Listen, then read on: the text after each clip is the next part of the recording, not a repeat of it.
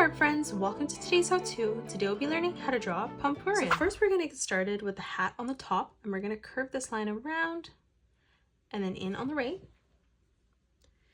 To the left of this now, starting on the top, let's curve this line around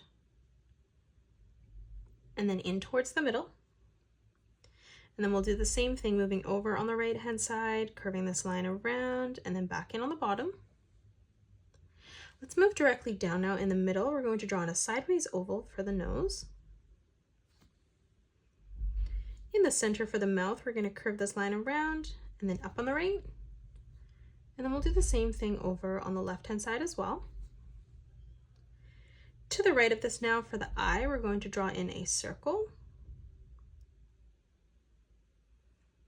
And then we'll do the same thing, lining this up at the same height on the left-hand side as well. Now in the top left-hand corner of both eyes, we're going to draw in another circle for the highlight.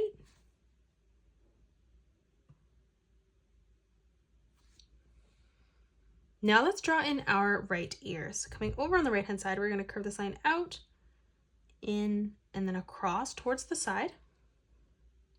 And then starting back on this line, we're going to continue to curve this line around and then in towards the side.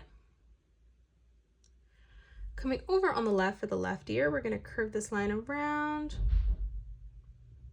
and then in.